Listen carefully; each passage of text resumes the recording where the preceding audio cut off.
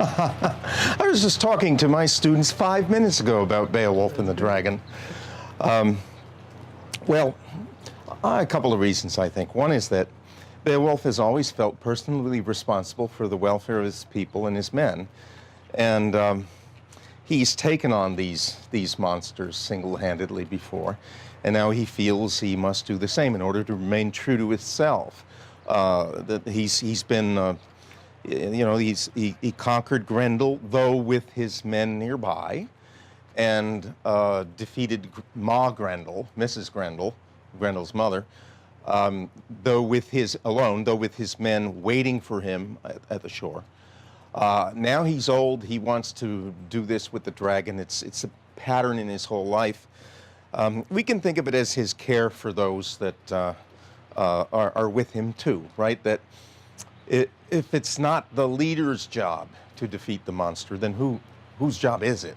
It has to be his in the first instance. It's got to be his.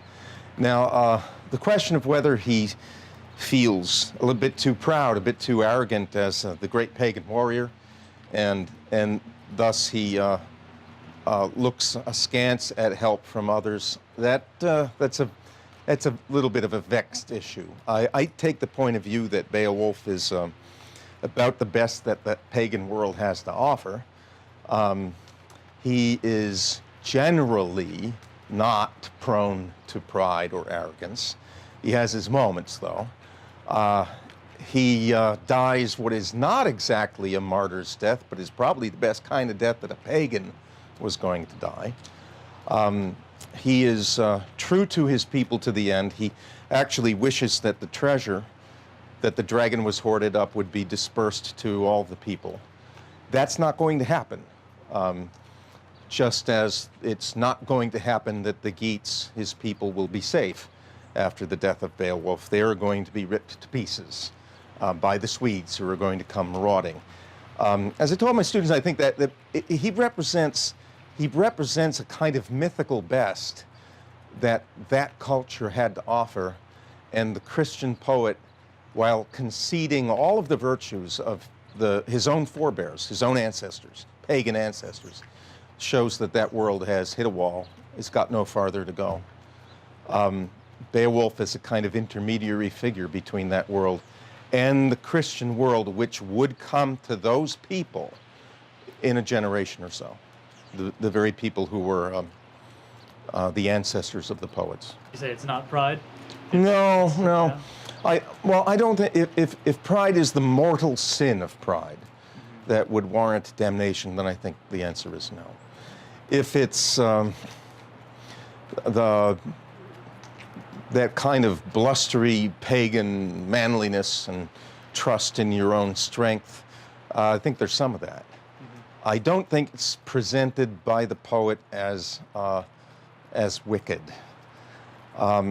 It is presented by the poet as a problem, however. I have to admit that. As Wiglaf himself, the survivor, who was at Beowulf's side and helped him defeat the dragon, he himself sees it in part as a problem. I don't think it is a problem that the pagan world had the wherewithal to solve.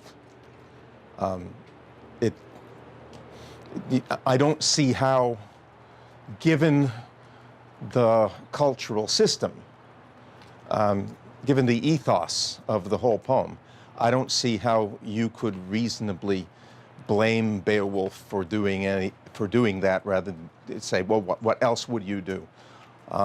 Well, maybe you would have taken a few more warriors in, but he did take warriors along, and one of them did remain at his side. I think that if we condemn Beowulf for that, then I just don't think that the poem works. Then it would be some strange descent into darkness for Beowulf at the end of the poem, and I don't think that's been prepared for by the previous actions of Beowulf in the poem. Why don't you think the pagan world can solve the problem of pride? It can't. Why not? It can't.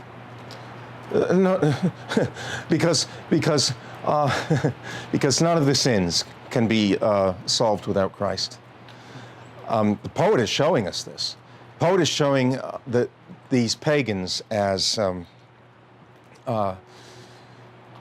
such pagans as historically did not exist. They seem ready for the Christian revelation in that they seem to have some knowledge of the Old Testament up to Noah.